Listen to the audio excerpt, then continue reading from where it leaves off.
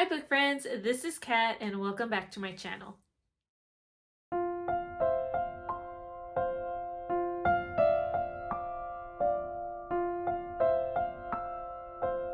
Today is a new start to my read around the world vlog, and I was supposed to do this vlog in July, but things just got really busy, and it's not like August is any better because school starts. However, I am making sure I get this video done early before all, school starts, like officially with kids and everything. So, yeah, today is my Read Around the World vlog. And so the first country I'm going to go to is Austria. So let's go ahead and learn some facts about Austria. So Austria has the world's oldest operating zoo. Austria also has Europe's tallest waterfall. Of course, Austria is known for a lot of their composers, music composers, such as Mozart and, countless of others, but I had to mention that in here. Austria also was the first to publish postcards, so that one was interesting. The national animal is the black eagle, also known as the golden eagle. And then the Edelweiss is Austria's national flower, but if you were a fan of The Sound of Music, probably already know that. But I just picked a few things about Austria. And yeah, so the book that I'm reading is The Butterfly and the Violin by Christy Cambrin. I have the summary up here, so I'm going to go ahead and read that for you. It says, a mysterious painting breathes hope and beauty into the darkest corners of Auschwitz and the loneliest hearts of Manhattan. Manhattan art dealer Sarah James watched her world crumble at the altar 2 years ago, and her heart is still fragile. Her desire for distraction reignites a passion for a mysterious portrait she first saw as a young girl, a painting of a young violinist with piercing blue eyes. In her search for the painting, Sarah crosses paths with William Hanover, the grandson of a wealthy California real estate mogul, who may be the key to uncovering the hidden masterpiece. Together, Sarah and William slowly unravel the story behind the painting's subject, Austrian violinist Adele von Braun. A darling of the Austrian aristocracy of 1942, talented violinist and daughter to a high-ranking member of the Third Reich, Adele risks everything when she begins smuggling Jews out of Vienna. In a heartbeat, her life of prosperity and privilege dissolves into a world of starvation and barbed wire. As Sarah untangles the secrets behind the painting, she finds beauty in the most unlikely of places, the grim camps of Auschwitz and the inner recesses of her own troubled heart.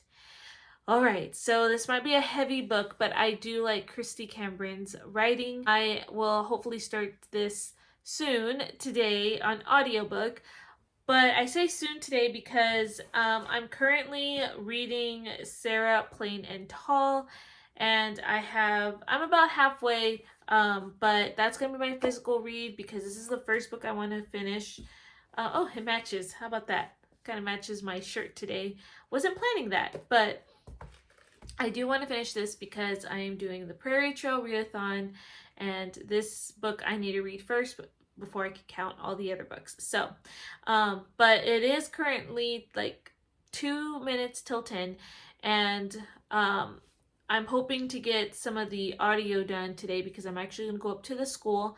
My husband, I think I mentioned before, has been hired at the campus that I work at, and he's doing new teacher training. So I'm going to go up and I'm going to help him in the afternoon session because they have time to set up their classrooms and get trainings done. So as I go up there, I'm going to help him with his classroom, but I'm also going to look at my classroom, kind of take note of like how I'm going to rearrange it. Afterwards, though, I think I'll have some time to listen more to the audiobook, but As always, I will take you along for the day and I will give you my first initial reactions to this book. All right, I will see you guys in a bit. Okay, so this is like round 2, guys, about my plants. So my original plants, they all died, which is so sad. But here I have my pumpkins, redoing them, guys. So hopefully these will work out better. This is catnip. Over here, my lemon cucumbers. These are my zinnias. And this is a lavender. So, I know what I did wrong with the pumpkins. I kind of looked up some things and I figured it out. And so I am determined this time around that they will be successful. But, yep. So they're just sitting out here getting some more of the sun. And I'll put them back indoors in a minute. But, yeah. All right. Good morning. It is the next day, Saturday, August the 12th. We are going to go visit some friends of mine, some colleagues. My team lead has a lake house and she has invited us over. She did this last year and I think it's becoming a tradition where it's like the week before school when we go back that she just wants to invite us over, which is really sweet of her. It is an hour out from where we're at, so it's probably going to be like an all-day thing for us, but we had fun last year, got to go on the boat and everything, and it's like a cookout, we bring things, and it was a great time. Anyways, my husband's going, they're bringing their husbands, and yeah, so that's later today, and we'll see how much reading I'll get done. But I do want to update you on my initial thoughts on The Butterfly and the Violin, okay? So, my initial thoughts about this book is I am really enjoying it. Let's just say that right off the bat. Let's start with the first timeline.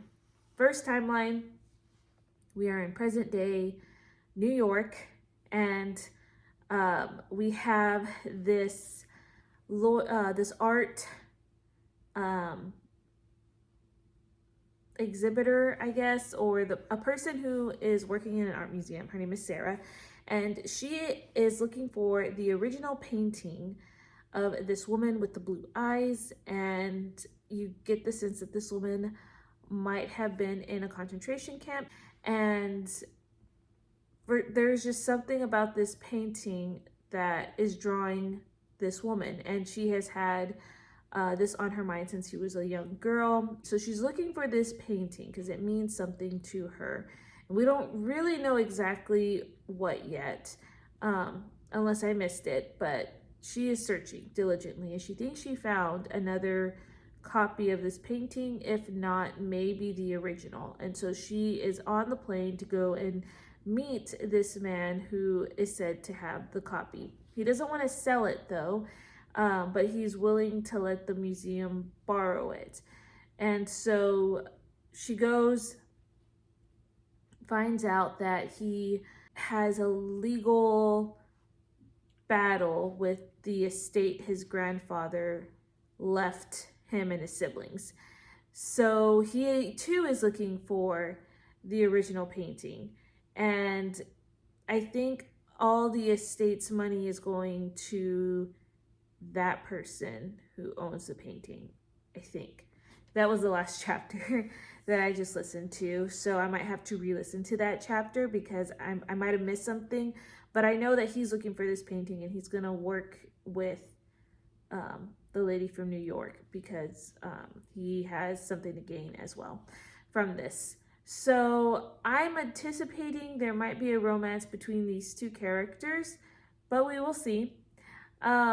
Then you have the past timeline and you meet, I think, the woman of the painting because of how she's described with her blue eyes and blonde hair. So you meet Adele, and Adele, she just witnessed a horrific event and she runs to a place where she felt safe, which is with this doctor, and he sees that she's in shock, and he is asking her what happened. So she's reliving what she saw, and you find out that she is helping smuggling Jews out of Austria, and she is also a violinist whose father is part of the third regime, so I'm guessing a Nazi officer. So she has a high-ranking father, and she is hiding this from him.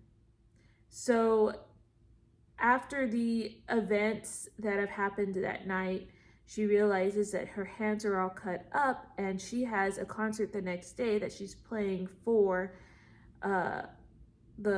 for Hitler, I believe.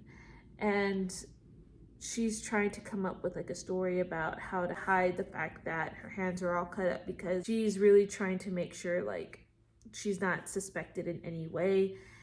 So, and then you see her love interest, and that he was the one who was involved in smuggling out Jews before, but she decided that she wanted to help out and everything, and so he's trying to persuade her not to help him anymore because he doesn't want her to get hurt. So that's where we're at in this story, and it is already captivating me. I am very interested in what's going to happen, even in both timelines. Usually I don't care much for the present day timeline, but I like the present day characters, so I think that helps it along. So yeah, I'm enjoying it, and I'm really itching to get back to it. So I did tell you that I had a late day today, so I am gonna go pick up some fruit because I'm gonna make some fruit salad. I'm gonna go, but I will see you guys in a bit. Okay, so I just finished cutting up all the fruits, and it is in my lovely A&M bowl, but I'm about to put the syrup on, and then we really do need to get going because this place is an hour out and we're a little behind, but I just wanted to show what I've been doing. Plus, I've been listening to the audio, guys, and oh my gosh, I almost had to stop cutting it, the fruit, and had to check in. But I'll have to check in with you later, though, because, yes, I have thoughts. All right, I'll see y'all in a bit. I know. Signal.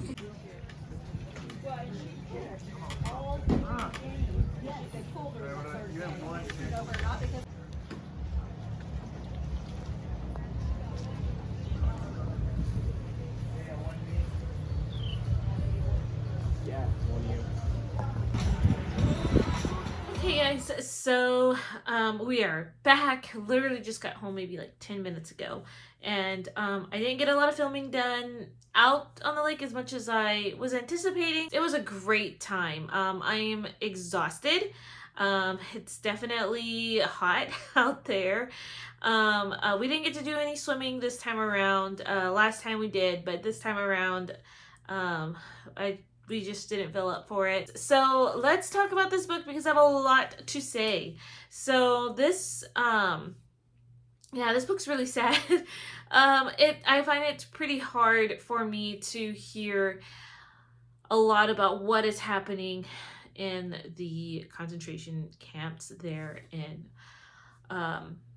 the story, and just like knowing that this actually happened in history, like that part of history is just so hard for me to learn about. And I used to get very like intrigued or interested in learning about World War II. When I was a young student, we actually visited a Holocaust museum near my town, and I just remembered, like, I mean, I was just reading up on everything, and we were one of the last classes that got to hear an actual live talk from someone who survived one of the camps. And I remember that was just so impactful for me. And so I would read about this part of history a lot and see some movies. And then now that I'm older, I find that it's just so hard for me to, watch movies or read books about it. And I think it is very important to our history to learn about and to remember. So sometimes I can be in the mood for a book like this, and sometimes I can't, but I think it is very important to, remember. And so this book has that emotional grip to it. And I'm seeing another part of history where it talks about how they even have prisoners playing in like a makeshift band or orchestra there, and a lot of times that they would play for people who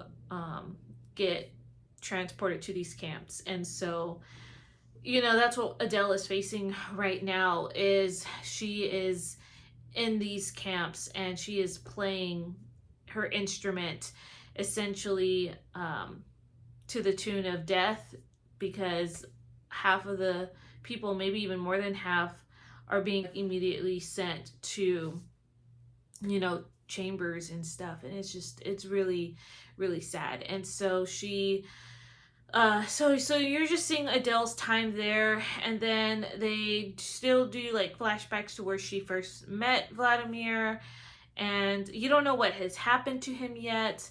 And so you're definitely in like suspense in a way, because you wonder if they'll ever see each other again, and then you want to know what happens to her, because in the present timeline it seems that she does not survive.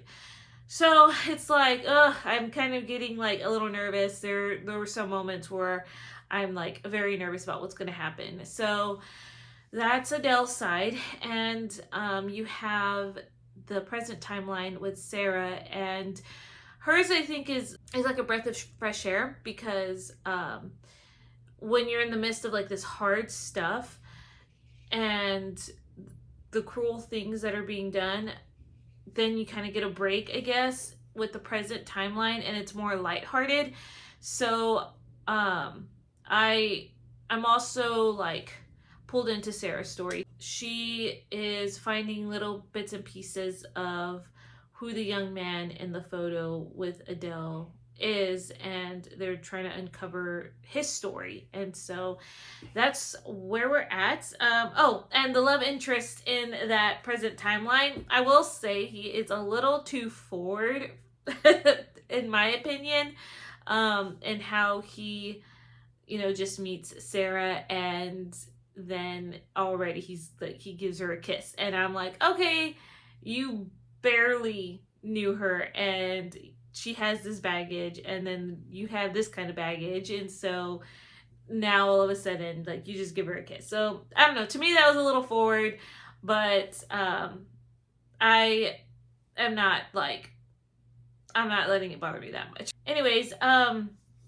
yeah, so I'm at 54%. So the next time I'm going to check in with you, I'm actually going to finish the book and then give you my overall thoughts about that. Because it's later, I'm just going to take a break right now from the book. So I'm hoping to finish it after church tomorrow, maybe even listen to it a little bit in the morning beforehand. But I'm going to just take a break right now. We're going to get some dinner, and then I'm actually going to relax here until my sister gets home, and we're going to go and just chill with her and maybe even watch a movie or something with her family. So that's the plan.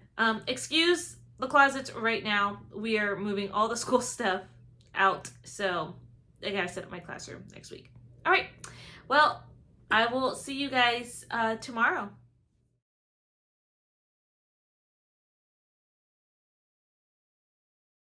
All right, good morning. It is Monday, August 4th, and I am so sorry, guys, for not coming in at all yesterday. So I think I did come in right after Saturday from when we got back from the lake, and I mentioned, how tired I was and everything, but it was a great time. And then Sunday rolls around, and I got up feeling very bad. I mean, I thought I did a pretty good job staying out of the sun. I drank a lot of water, but I know my eating habits weren't that great. And I went to church. I just was not feeling well, and after that, I just laid down and I listened to the book. I just didn't want to move. So, um, that was the evening. I felt great, by the way, better than I did yesterday. So, with all that being said, I did have a lot of listening time, and I'm gonna go ahead and let you know that I finished this book, and I was moved to tears. I don't normally cry, but I really got misty eyed at the end. And this book is so heartbreaking. Um, I I just cannot fathom just everything that went on in these camps, and that was really hard to just listen to some of the things. And yeah, it was really hard for me to listen to. I'll put the rating what I have on the screen here. I'm really going back between a 4.5 and a 5 star, just because the emotional response I had was very like 5 star. But there's a little section of the present timeline, and it was the relationship that I felt was moving really fast, and then there was a miscommunication, and it was weird, and I just didn't care for how they were responding to the situation. And the ending was top notch, and I really recommend this book if you don't mind like the Holocaust and what goes on there. I really, really like Christy Cameron's writing, and for a debut book like this, I think she did a great job. The next book that I have is Chasing Shadows by Lynn Austen. It is a chunker, but I don't think it's like super long. So I think it's like, well, it's like 416, like 400 pages. Okay, so it's a little long, but I think I can get through this in 2 days. All right, I will see you guys in a bit.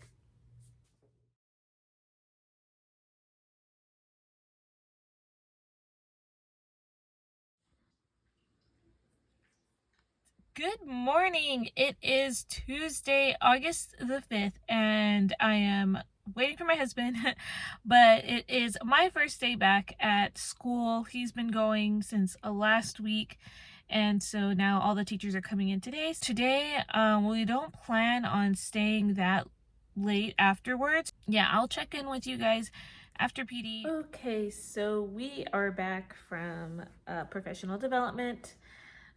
I am tired. There's a lot of information that goes through with schools. We're learning about some of the changes that are happening, and meeting new people. Found out some people weren't coming back, and all that stuff. And so it was just a lot of information. So I'm a little brain tired, but I'm just gonna rest for. I just had to rest for a little bit, but I did pick up my book, and I know I haven't talked about it yet, so I want to go ahead and just give you my thoughts about it. I'm on chapter 6. So there are 3 different perspectives that you are reading from, 3 different women, and you have one woman that you start off with. Her name is Lena, and there's a prologue that talks about how the end of the war happened, and she was hiding people within her house, and they are coming out of hiding, and are rejoicing because the war is done. And then you get the first chapter, which is basically 1939, and you're gonna read through the events leading up to, I guess, that moment. So Lena is a mother. Her daughter and son, the older 2, are no longer living at home.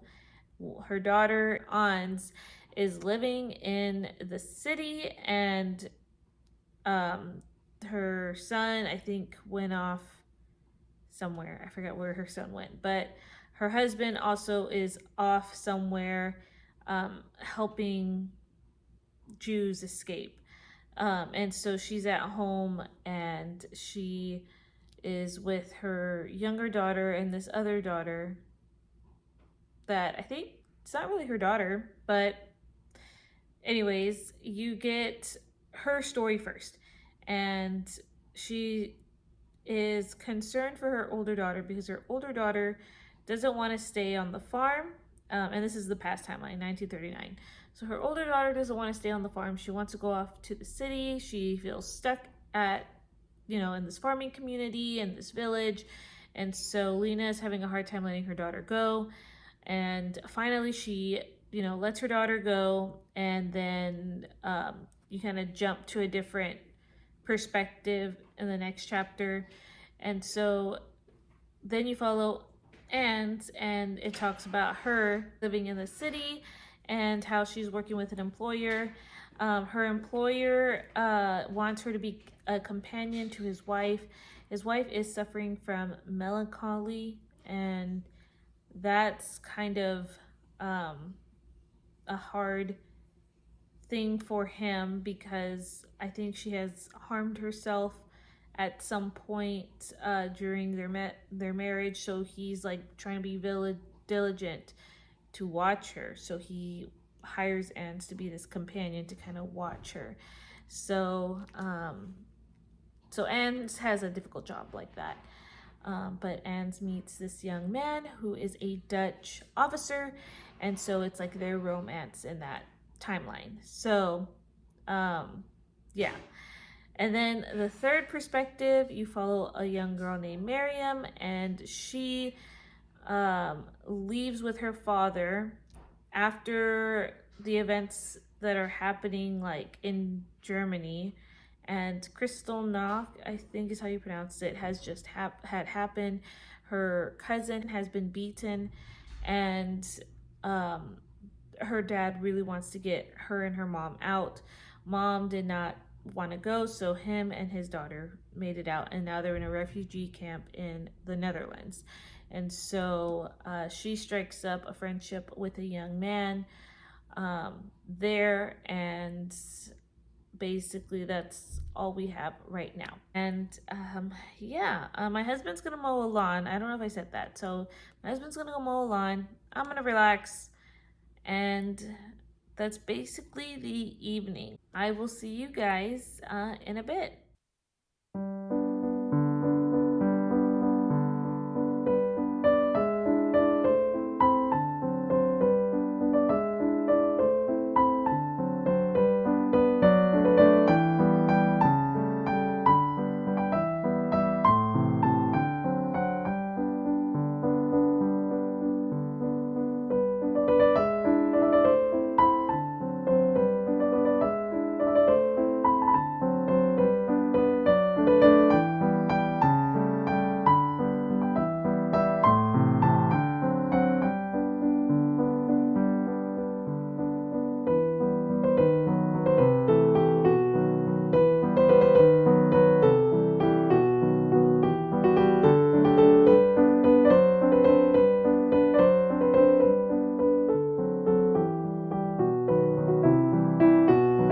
So I just finished putting the apple strudels in the oven.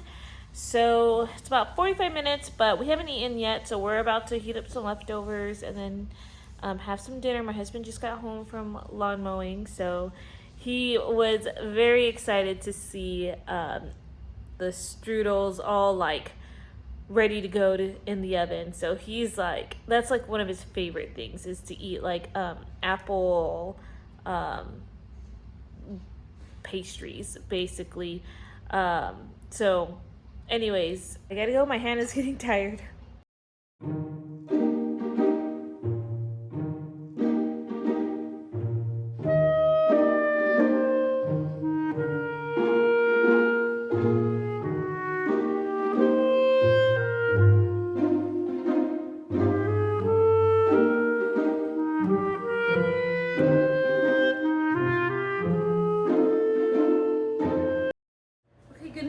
It is Saturday morning, and I think it's the 9th. So it is the 9th right now, and sorry I have not been coming in at all. It's been a crazy week, y'all. Right now you are in my kitchen. So yeah, I am cooking a lot of pasta. I'm helping my sister with a women's meeting that starts at like noon, so it's like 10:20 right now.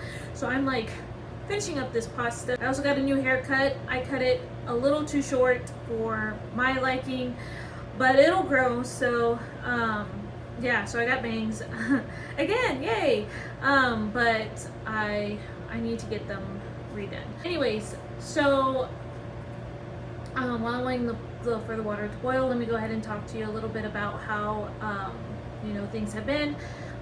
This week was our first week back for teachers, professional development, which took all week, and that just sitting and getting information, a lot of it especially state required, but also your district requirements, and then your school and all of that. And then we had meet the teacher night on Thursday, so I had to make sure my classroom was ready, and then I was also helping my husband get his classroom ready. But my husband and I would stay up there till 5 or 6, so it was a lot, and I didn't realize how tired the first week of professional development could be. So with that being said, I was just exhausted, and I haven't been reading as much because of getting everything ready for the new year, and still not done, but it is Saturday, so it's a time to kind of breathe a little bit, and I did read some last night. Let me go ahead and just give you my thoughts about the book so far. Before I do that, let me go ahead and put the pasta in this container. Okay, so got the pasta in one of them. I'm currently doing like 2 pots right now. So yeah, the book. Let's go ahead and we'll start with one of the perspectives. Let's do Lena's perspective. She's the mom in the book, and her story, I'm feeling it's kind of slow, and I'm not really gripped into her storyline. And I think at this point, her husband and her are, making what's it called, safe spaces, or more of like storage spaces to put food in, just because the Nazis have been trying to take some supplies, and so they don't want to give the Nazis any supplies, so they're creating like storage spaces, like hidden storage spaces, which I feel like they in turn will use those storage spaces to help Jews to hide in. So that's where we're at there. And of course, Lena is struggling with like control, which I really liked what her father said. Her father is a pastor, and so he tells her, or maybe it was her husband, he tells her, control is an illusion. So you never really had it to begin with. And as someone who has struggled with taking control of things, or just feeling like I have to be in control of things, that was like a lesson I had to learn. And it's a good reminder, because sometimes I kind of find myself slipping back into like, oh, I need to take control of this, or I can do it on my own. And I don't know, that just kind of spoke to me, and it's just like, wow. And so just reminding myself, it is an illusion, and we've never really had control to begin with. I'm gonna go stir the pasta real quick. Yeah, so that's Lena's story. And then you have her daughter, which is Anne's, and she's involved in a relationship with this guy who is in the Nazi party now. He started off, being a Dutch policeman, but then realized that in order to kind of save himself and to save her, that he is going to become part of this Nazi party, and more or less he is convinced that they can't, like, the Nazis are too powerful. And so you find himself kind of siding a lot more with them. And, Anne is now working for the resistance, and she is finding it a little difficult to be in a relationship with him. Now, she still believes that it's the Nazis that are coming between them. They don't have the same foundation as she grew up with. She believes that there is a God, and that she's finding her faith more and more kind of being challenged, but also growing through this, and he doesn't have that. And so I don't know, for that I feel like this could either, it's going to be a great salvation story for him, or this is not a good relationship at all. So Miriam is newlywed. She has a kid, and now they are, are forced to go into hiding because they're now doing deportation of Jews in the area where they're at. And so that's kind of like a lot has been happening, and Miriam's story I am interested in, and it's just, yeah, it's pretty heartbreaking, honestly, reading about Miriam's story and everything. So yeah, that's where I'm at, and I am hoping to finish the book today. Today there's a women's meeting, and I honestly am just going to drop off the food and then come home and catch up on stuff around the house. It is pretty messy. I also need to go and get new glasses. My husband and I will need to go and do that, and we just need to pick out the glasses. I am not going back to plastic. Plastic glasses are not worth it, in my opinion. They just slide off the face real easily. They were fun while they lasted, but I already kind of know my style. Excuse me. And then after I kind of do the glasses, grocery shop for the week, and then by that time, my husband and I are hoping to do the Netherlands recipe that I have in mind. It's pretty simple and it should be quick, but I want to be able to do that. So hopefully I'll have the reading done by then, and that way I can just wrap up the vlog today. If not, then for sure tomorrow I'll be able to do that. But yeah, that's the day. All right guys, I will see you in a bit.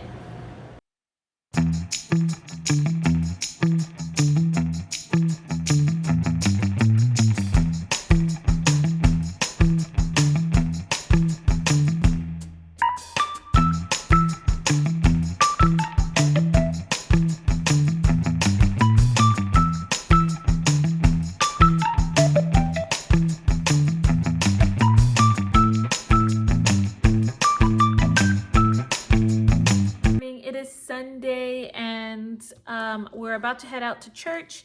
So let me go ahead and just talk to you a little bit about this book. Actually, I finished it. So this book was incredible. Like, emotionally, I was very invested in all three lives. So yeah, Lynn Austin really got me. Like, I felt like my heart was ripped open and then put back together and then ripped open again. So yeah, incredible story, very heartbreaking, but the faith content was amazing. So yeah, I really enjoyed the book. I enjoyed all three perspectives, and even though sometimes I felt pulled out of the story, and I think maybe because of the writing, I always found myself being drawn back in. And so some explanations kind of I didn't maybe 100% agreed with, but I really enjoyed it, and I think I'm gonna give this a 4.5 stars because of just, I guess, that emotional response to it. So I highly recommend this book, and I can't wait to read more from Lynn Austin. Yeah, she can pack a punch for sure. Last night we also had Stam Pot, which is a mashed potato, sausage, and kale recipe, and that one was pretty good. I wish I had more salt in it though, but yeah, let me go ahead and turn you this way. But yeah, so I really liked that recipe. My husband and I will probably make that again some other time. And I think I might have mentioned the Austrian recipe with the strudel. My husband really enjoyed that. He loves all things apples, and like baked apples stuff, but I actually thought it was pretty tasty for someone who doesn't really like apple pie or anything baked like that. So that one was also pretty easy to make, so I might have to put that in our repertoire of making things. But anyways, I need to get going because we're running a little behind, but I think we'll make it in time. But I just wanted to check in, and I hope you enjoyed this vlog. And yeah, I will see you guys in another video. Bye.